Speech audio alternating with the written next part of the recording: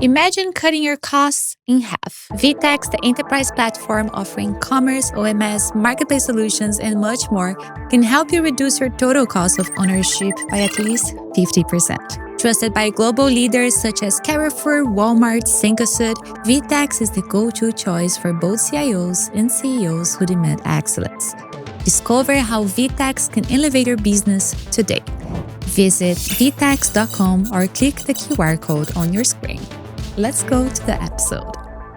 Hey everyone, this is another episode recorded in London, one of our last ones after spending a whole month here. I'm thrilled to welcome Ron Thurston, who flew from Miami to join us. Ron is a best-selling author, dynamic speaker, and champion of human pride. Ron has spent over 3 decades leading and inspiring teams at some of the world's most iconic brands like Apple, Gap, Tory Burch, and Saint Laurent.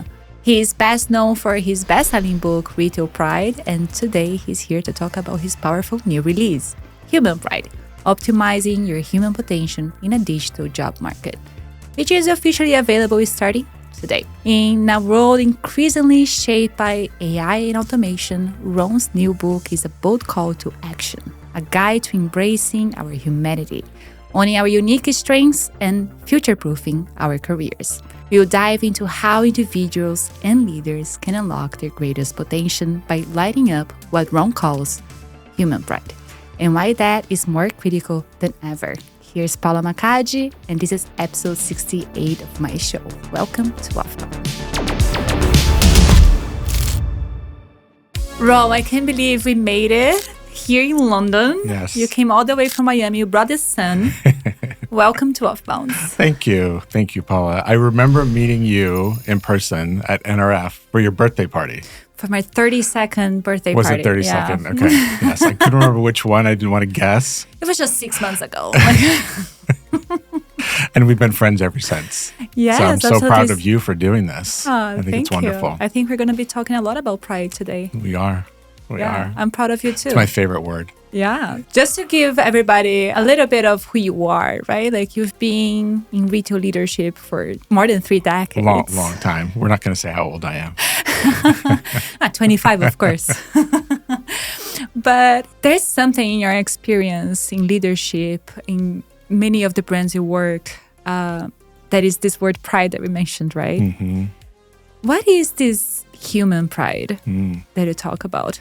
So I grew up in a family of construction, and my grandfather from California, my grandfather was the CEO of a large construction company.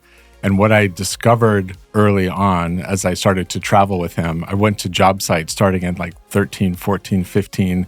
Every summer when I wasn't in school, I would travel with him. And what I discovered was that the people that worked on the job sites that were incredibly proud was because of how he led. And so I don't know that I really understood it at the time, but I watched him understand people's lives, shake people's hands, know people's names, knew things about their family. And that pride that he generated as a leader for in that kind of time. And again, this was in the 70s. And I don't know that we really understood like what it meant until I got further into leadership. And I really understood then that pride and how it shows up in leadership and in work has a massive influence on the outcome of your business, and how your teams deliver, really, I believe, the best results is because they show up with pride. So it has evolved over those 3+ decades as I've led big brands, and I'm incredibly honored to be able to inspire the industry now. And that was your first book, right? Mm-hmm. Retail Pride. Right. Is pride something you get from the leadership, or you can generate yourself this pride? I think first and foremost, you have to be proud of yourself. I think you have to recognize how you show up every day, how you are committed to the work that you do. You're committed to your customer. No matter what you do, how you show up is number one. And then leaders around you and brands around you can continue to inspire that or diminish it. It comes both ways. And the ability to inspire pride in people is the unlock to success. But I think you have to start internally. In my new book, the last chapter is for yourself. How do you discover your own sense of human pride about yourself first before you expect someone else to do it for you? And I believe very, very strongly in that message, because that influences the rest of your work. By the way, congratulations on your second book. Thank you. And I feel very flattered to have you here today, because today, the day that we are publishing this episode, is the day that everybody can buy it. Yes, thank you. All over the world. Yeah, I'm getting my copy, of course. I just have my virtual one okay. prepared for this interview, but I will. But what I like is that human pride is, I'll read exactly what you wrote, a call to reclaim the essence of what makes us human in a world dominated by technological change. We are living a lot of technological changes, right? Like by the hour, it feels like there's a new thing that we have to learn. What do you mean by that with human pride? Yeah. And so you and I spend most of our time in the retail industry. And I remember very clearly the NRF, Shop Talk, the conferences of, I'd say 2023, 2024, where AI started to dominate this conversation. And I was often the only voice on stage that would speak about the front line. People believe that the front line is important, and there are many senior leaders and people that have been on this show and the industry that understand the importance of the front line, but they didn't ever work on the front line. And I did. I spent my entire career working on the front line. And so the ability to understand that level of importance is so critical to the story of pride. And so I even further, deeper than what Retail Pride spoke to, which was very much a book for the millions of people who work on the front line of retail. But what I saw is we actually have a much larger opportunity here, both for the job seeker and in leadership, to just understand what it means to be human and to lead with humanity first, lead with what you're great at first, understand your core values, do some work to identify what makes you so good, makes you who you are, and then use technology to enable that. The best part of retail, and I was listening to the Selfridges interview this morning, in the best part of retail are those experiences you have in the store. That's what creates retention, it's acquisition, it's higher spending. Everything that we know about this industry is influenced by what happens in the store. And if we do that with intention and with really proud teams, you will win. But that's not always the case. And I think it takes hard work. As I was listening to more and more speakers and more AI conversations, it became almost a running joke.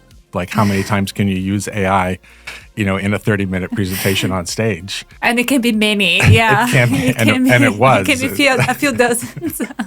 And it was. And I'm in London here for a conference where I'm sure it will come up numerous times through the day. But my goal is but let's stop and understand, where does the greatest opportunity stand? And it's with each other. It's with humanity first. And we love technology, and technology makes us all faster and more productive, but we can't forget who we are. Yeah. Well, the reason we are here is because it's technology, right? Like, everybody can listen to it. We will be in everybody's ears very soon because of technology. So it's not bad. Right. But it can enhance us.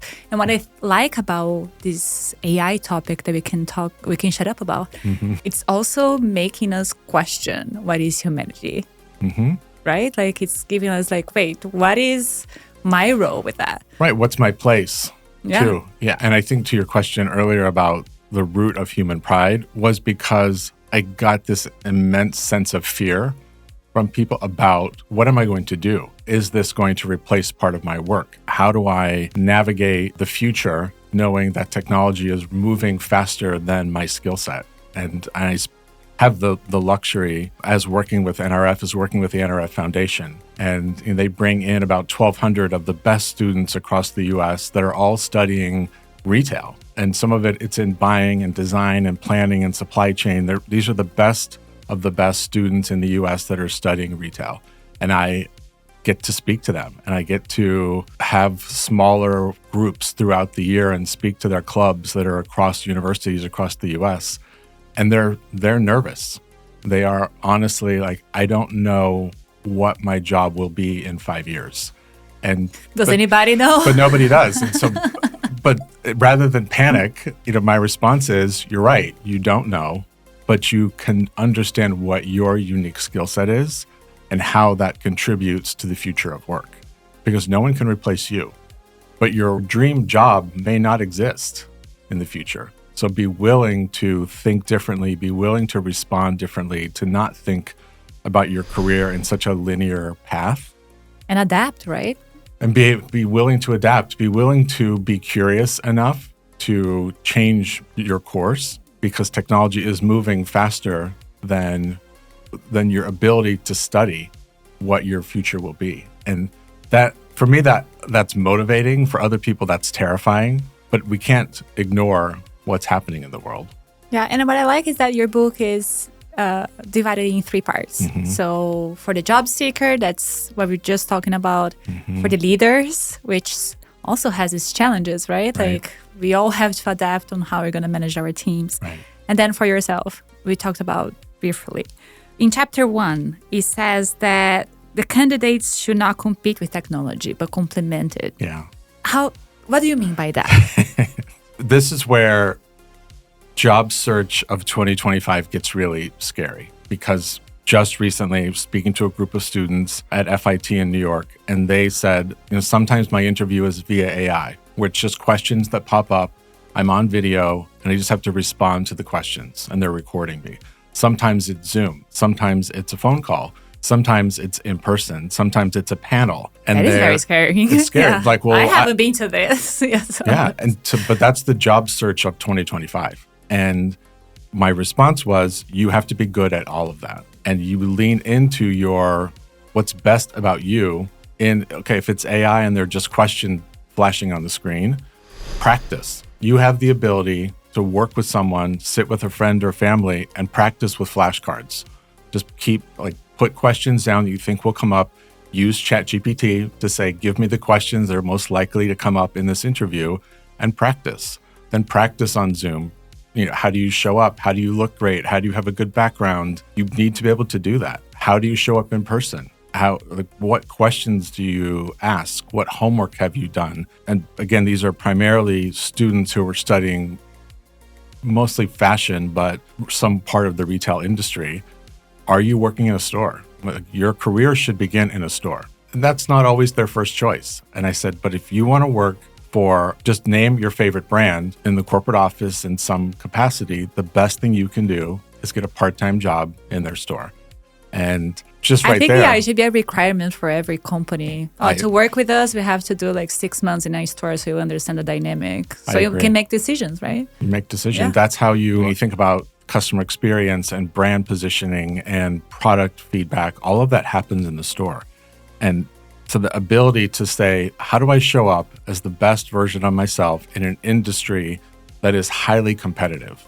And so you practice, you get better at what you do, get really clear on who you are and how you contribute, get clear on maybe the kind of boss that you want, maybe the kind of company that you want, the values of that company. Just don't be a passive participant, or an observer from the side about the job search.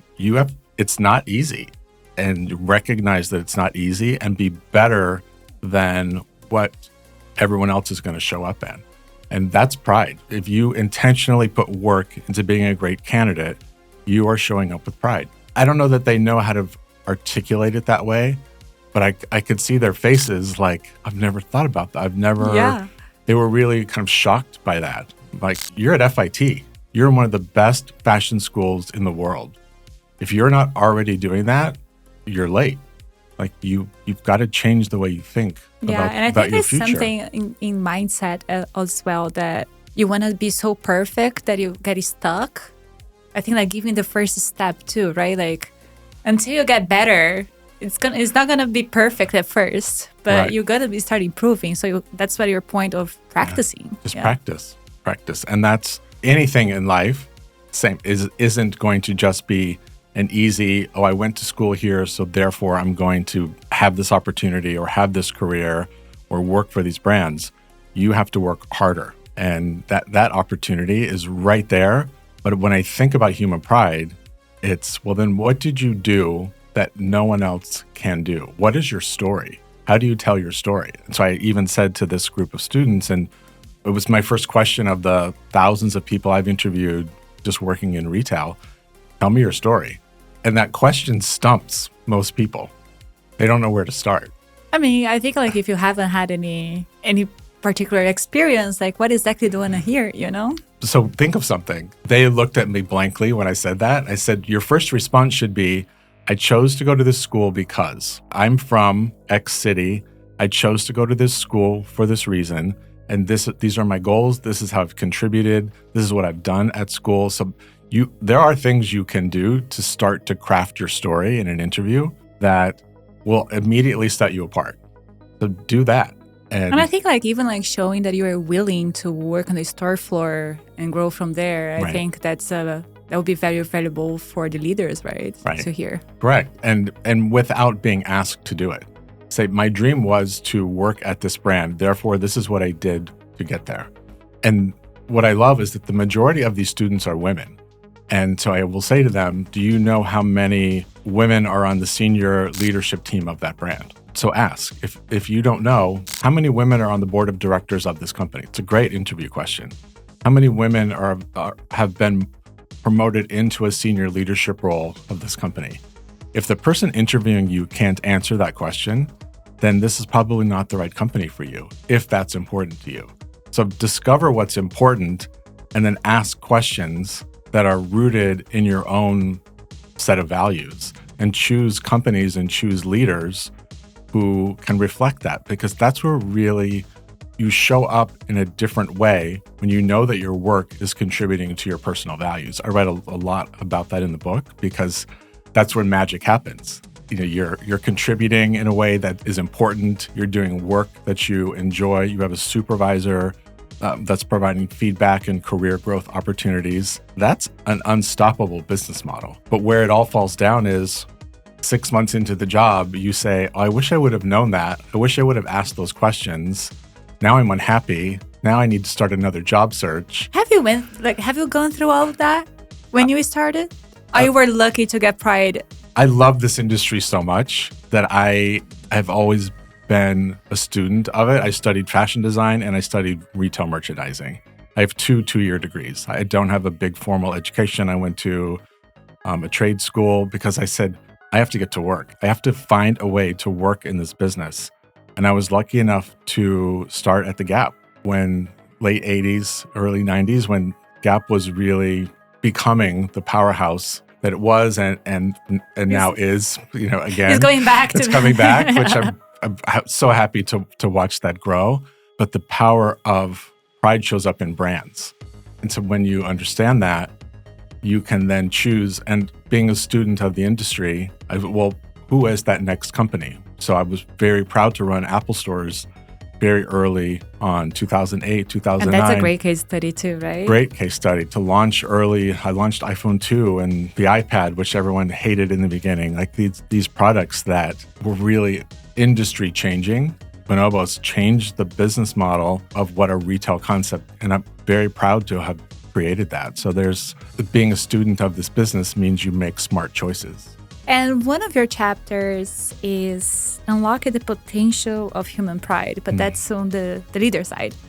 And it says that pride is a big retention component. Mm-hmm. Do you have any stories to tell us about how pride has decreased the turnover of employees? Yeah. So my last two opportunities, and the kind of specifics, you know, as a VP of stores, are not as important. But what is that I showed up an external hire through an executive search firm to replace as a candidate, not for an open job, meaning someone else was in that job that I was interviewing for. And the results weren't great. The turnover was high. The kind of employee surveys were pretty low. And there was just massive opportunities for the retail side of these businesses to be better. And I was brought in. You saw the challenge. You were like, I saw, and I love that. I'm like, oh, I could fix that. And so in both of those cases, but within my first weeks, in both of those opportunities, And when you're a VP of stores, you have this whole team in the office, whether it's in HR and store ops and visual merchandising and loss prevention, you have this whole support network, but even more importantly, an entire network of field leaders and store managers, and your influence in that job, I think one of the most important roles in this industry, because you're playing both sides of the most important part of the business. In both instances, everyone was coming to me say, I'm on my way out the door. Just FYI, I'm interviewing. I hate it here. I'm trying to leave. Business was bad. And I'm like, just give me a month. Just let me show you what I can potentially change here to make this a better place to work or deliver different results. Trust me. Like, I know what I'm doing. Come with me on this journey. You have this charisma that I would totally agree with. Like, I was like, yeah, sure. Sure. Whatever you need. And they did. They trusted me. In both cases, delivered within a matter of weeks, delivered results that the brands had never seen. And the turnover went to zero. And people are like along for I want to go on this ride with you.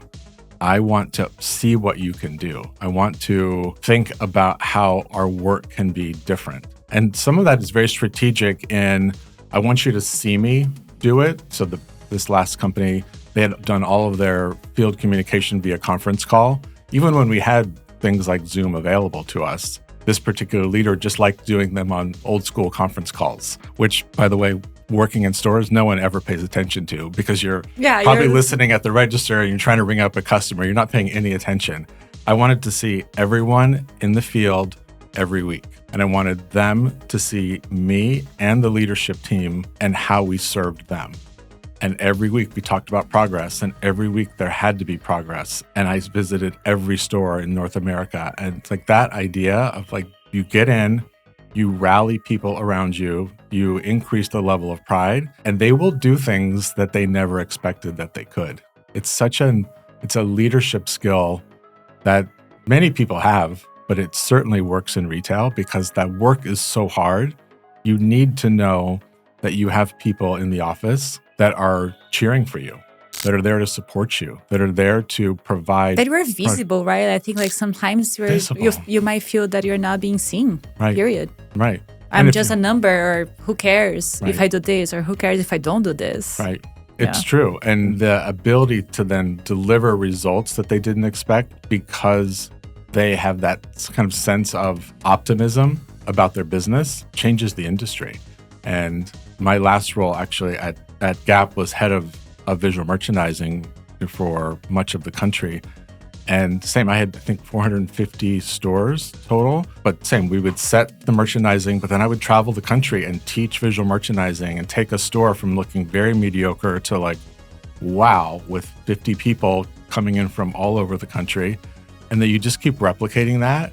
And pretty soon, no one wants to be the store that you come to that looks bad, that requires the visual merchandising team to fix. So there's this sense of like, oh, I don't want Ron to come here and fix my store. I'm going to make sure when Ron shows up that he says it looks great. And then I visit the store a year later and they will repeat what I said. I want Ron to be proud of what I've done. Yeah, it's true. That's an energy. And so writing Human Pride was, how do you take that and apply it to all industries? This is not a book specifically for retail. This is a book that anyone could pick up and say, like maybe I need to lead in a different way. Maybe I don't need to be so afraid of the future. Maybe I need to be more curious about what's going on in the world. And that would be your other chapter, Leading from Your Heart. Yeah. And in this chapter, you say that you advise leaders to infuse joy. But what does joy sound like in retail? You listen to someone like me for too long and you're like, I don't know what you're talking about. Like these words, it's true. So I will tell you what joy doesn't sound like in retail and morning meetings. It is, yesterday sales were down. I need you to sell one more item to every customer that walks in. Conversion was low. This is going wrong. That's going wrong. Like, do better today. And that is actually a really common meeting. Talk about the results, talk about the KPIs, and send a whole crew of part-time employees back out onto the floor that don't really understand what you're talking about. That's a pretty common morning meeting. In my opinion, a morning meeting should be, okay, Paula, like tell me the story of your favorite customer yesterday. What happened? How did you create magic, joy for a customer yesterday? Who was it and what did you do? If you ask that question every day for a week to random people in a meeting, everyone starts to come to the meeting with a story because they're afraid you're going to call on them. And they are looking for this joy then. They're looking for it. So you're not creating it. You're inspiring other people to create it for themselves. And then the minute you call, they're like, oh, Ron, I have a story. Like I had this customer yesterday. So you're not even actually doing anything.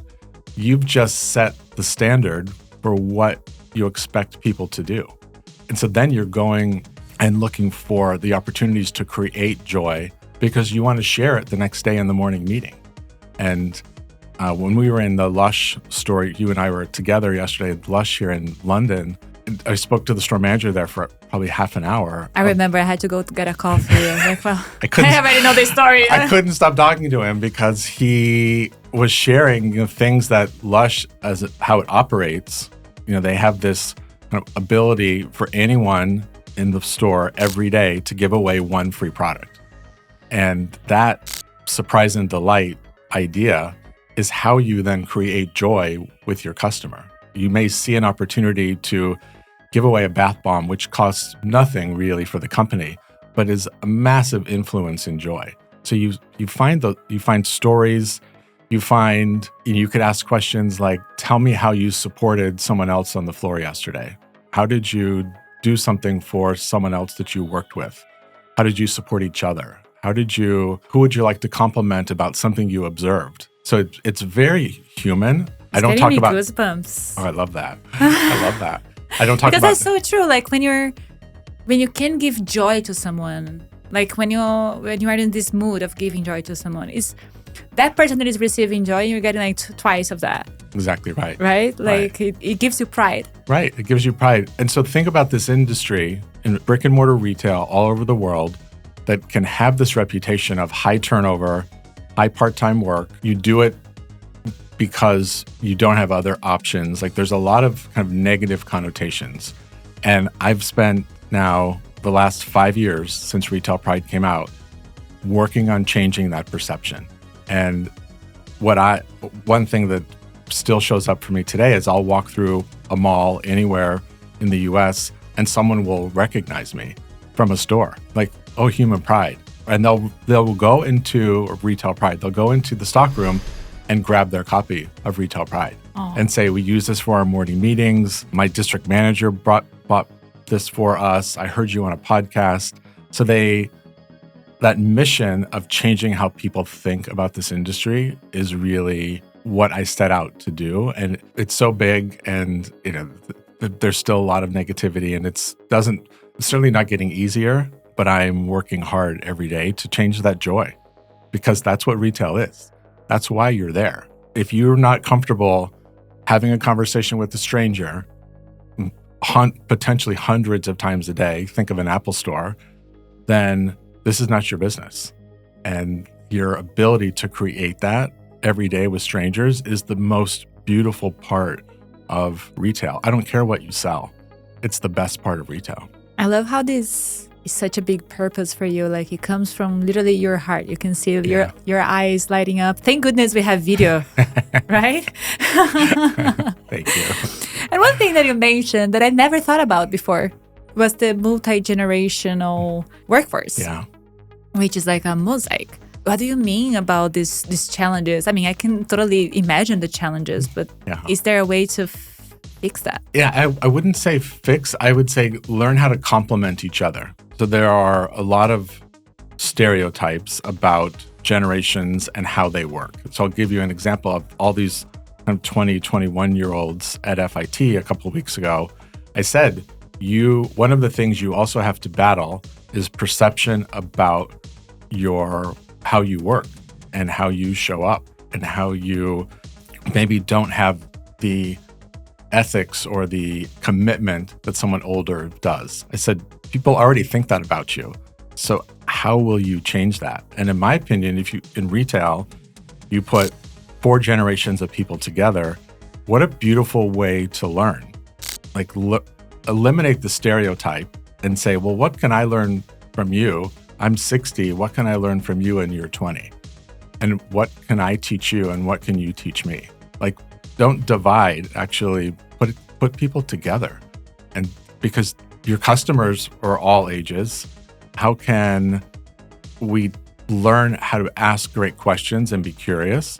But also as a leader, what I write in the book is you can't lead everyone the same way. And I've heard very senior leaders even on this show speak about that. But in retail, it's actually faster because feedback is required every day. And that's how you get better, is you're in this constant loop of feedback. And feedback is received and given to different people, often based on generation.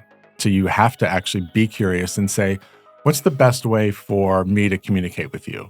Do you prefer me sending you an email? Would you like to have a weekly touch base for 15 minutes? Would you like feedback in a group setting? So don't assume anything about how someone wants to be led based on their age. Ask them instead. And every time you do that, you will be surprised about the response. And I think that it's such a unique leadership skill that it's not ever about you. It's about how can you inspire others to do better by asking them what they need. Your job as a leader is to be in service to everyone around you. You're in service to them, not the other way around. And that's been written about and talked about. But it's hard to put in practice. It's hard, and it's not consistently put into practice. And your ability to create those moments where you can actually inspire people to share what they need from you as their leader is how they learn how to be a leader in the future. Because you're setting the tone, you're setting the ability. I said that to the store manager of Lush here in London yesterday, because their turnover's high, and most of the people, I said, what's your average age? And he said like 18 to 21. And their turnover's high, they have a lot of students. I said, but the way you're leading, you're setting the bar for what the future of work looks like for all of these young people. Like, that's a massive responsibility that you should be really proud of, is that if you do this really well, their next job, they're going to look for leaders like you who do it in a way that provides space for them to be their best. Like, show That's up their true. best. If the first leader in their career is such a great leader. Correct. You've set the bar. It took me 5 jobs until I found a good one. So and that's not an unusual story. So why not be the one? And I've often said, like, in retail, because the population is young, I always imagined that they would go home and their parents would ask them how work was. How was your job? How was work today, Paula? And they're going to talk about you. So if their dad asked them how work was, and it's your first or second job, what do they say about you? And so I always imagine, like, at what a is family, the impact that you as a leader have in the person's life? Correct. It's well beyond the store. And if you think and understand your power, that's the core of human pride. Like, you know that you're having influence well beyond when they clock out. And you've now changed the trajectory of what they expect work to be. It's a huge space in retail to do that, where, at least in the US, 1 out of 6 people's first job is retail. So you're impacting 1 out of 6 people. If you do this really well, you've changed how they think about work. Like, for me, that weight is quite heavy, but really inspiring. Of course, imagine the impact you can have in people's lives. And on chapter 8, by the end of the book, you said the leadership goes beyond titles. It's not really related to the store manager is a leader. What are the skills and that you spot in a leader that doesn't have necessarily the title?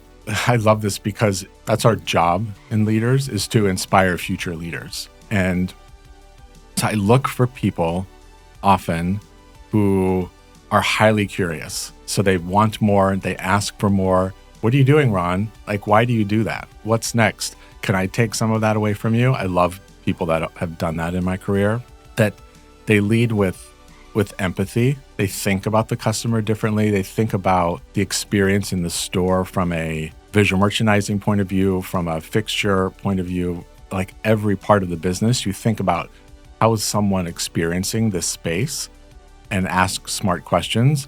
And future leaders are highly focused, and they deliver great results. Whether you're in a high-touch luxury business like I've worked in, you look for people that deliver great results, and you look for people who work really well on a team. If they've demonstrated just those 4 competencies, like, you have a future.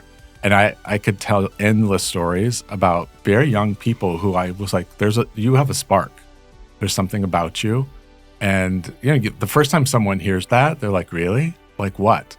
And so you give them something extra to do. You teach them something that's different. You start to just give without a title, without more money, because that's the ability for someone, and the willingness to do it shouldn't require compensation. Like you're just ready. And I think that's so true, because I not necessarily found the qualities myself. Mm-hmm. Someone had to tell me, like, you're very good at this. I was like, really?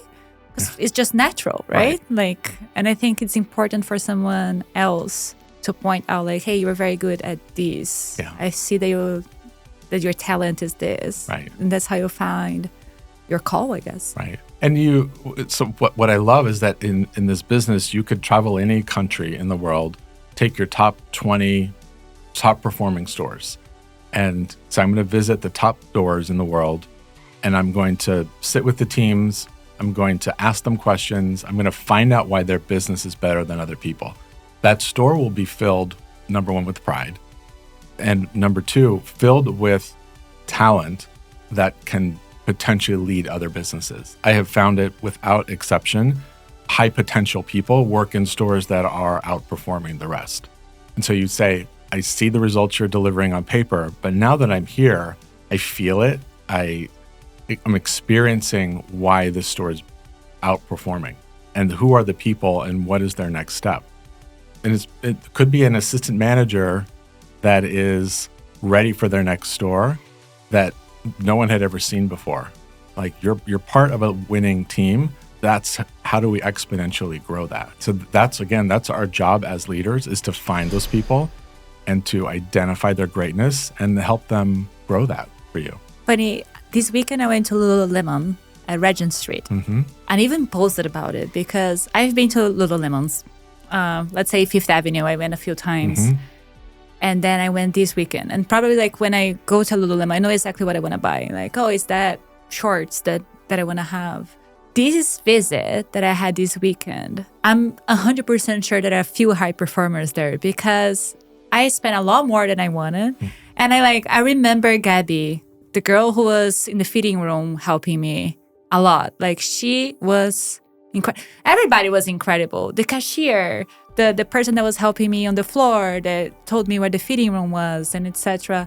I don't know if they're changing things worldwide, but that experience was just so different than the one I had at Fifth Avenue. I just hope, like, I see the difference so much as a customer. But that's what's, I think, underrepresented in our industry, is the fact that a great leader of a 4-wall of one retail business can deliver a team experience and a customer experience and results completely different from the store down the street that has the same resources, maybe the same payroll, all the same training opportunities, can deliver dramatically different results. And it's leadership always within that 4 walls.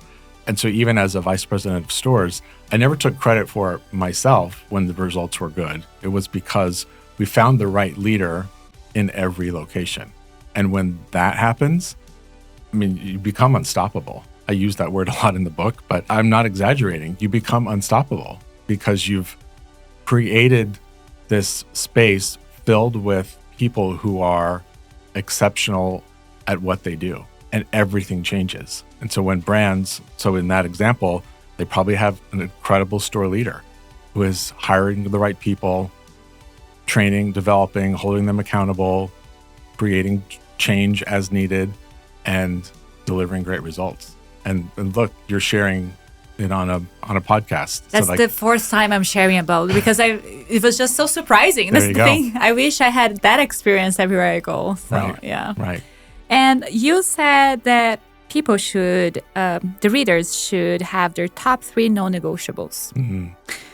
What are yours? Mm-hmm. And how has that changed since Retail Pride? I have the opportunity today to work with brands from a advisory capacity, from a speaking capacity. And so my non-negotiables are really, one, that brands have put priority to the front line of their teams. So if you're a retail organization, and I don't just work with retail, but if you're a retail organization, my non-negotiable is that you are willing to invest in creating an exceptional experience in every one of your stores. And that may mean additional training, that may mean payroll, that may mean a shift in how you've thought about the front line, or maybe even in the leadership around stores. So be willing to put the front line forward. I would say, secondly, that are willing to change, you're willing to evolve.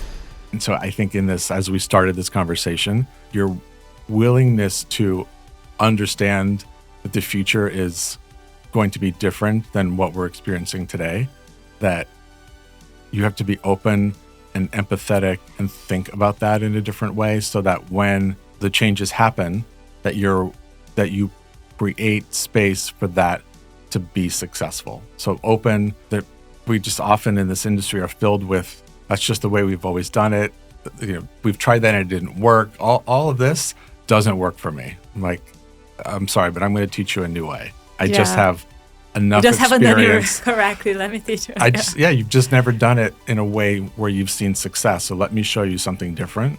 I would say third, from me, as a core value is just freedom to experience life as I want to. I'm not, as you may have mentioned, I traveled the country in the US in an RV for over a year, speaking to retail teams, doing a podcast, listening to their challenges and their successes. And it was one of the greatest things I'd ever done and will do again, because I love that RV life and living on the road and living in campgrounds and meeting strangers. Can you take me? I swear I'm going to be quiet. Your husband won't notice. RVs are small, but yes, maybe if you cook, maybe we could make a deal. I can cook some Latin food. I hope you like. Sounds perfect. But that kind of freedom to create the life that you want is important to me. At this point in my life, I spent a long time in very structured corporate worlds, and that's not my life anymore. So I want to contribute on a bigger scale. And now that technology is changing everything so quickly, mm-hmm. and you did mention AI a few times mm-hmm. in your book. We can mention it. You can live without mentioning help it. Yeah, exactly. Is there any part of the book that you think you're going to rewrite soon enough? There are some mentions around job seeker that I think are very specific to what's happening right now. Some of that, like we said, AI interviews, algorithms around resume review. There's a lot that's specific to this year, and I'm sure for the next couple of years, but that will change. That will evolve. And we have to be willing to listen and learn and adapt to the future. So yeah. Why would you stop me to have my AI to answer your AI questions? Honestly. Right. Nothing. And say like that. But what we will shift to all like in-person interviews. Like we're gonna go back to the 50s. Yeah, we are. Mm-hmm. But that's what I love about retail is that same like works. So if you say, if I took the principles of leadership from this book or many others, great leadership is great leadership. You're a relationship builder. You're empathetic. You're curious. That will never change. And that's the best part of retail. And so that I'm confident about. But what I know is different is how technology changes processes behind the scenes. And that for me is exciting and fun to watch. And at the end of the book, I won't give so much spoil, but I want to know that from you. As I have the opportunity to interview you for the first time, we'll see. Yeah. You ask, what is the legacy that you want to build? And I want to know your answer to that. What is the legacy that you want to build, Ron? My legacy that I'd like to build, since I never answered this question before, would be changing the perception of what a career in service, specifically retail, and the pride that comes of what you do when you're in service to others, and how that changes people around you, and that people choose retail as a career because they want to, not because they have to. And I did that, and I'm really happy that I did. But I want millions more people to choose this, because we have such power and influence in the economics of every country in the world. We need great people to join this industry. And if my legacy is that more people chose this industry instead of accidentally falling into it and then falling in love, we will set the industry up for success for decades to come. That's beautiful to hear. Yeah. Ron, thank you so much for sharing everything. For anybody that is interested in buying the book, what they should do. Yeah, thank you. So Amazon is the primary to be able to have it around the world. You'll see it in bookstores, but Amazon is the place. I think we should have that in bookstores so the booksellers can talk about it from their heart too. I would love to. And I love to do, events in stores, and, people are interested in having me come and speak to their teams or doing a workshop about any of this. I would love to speak to them. So thank you.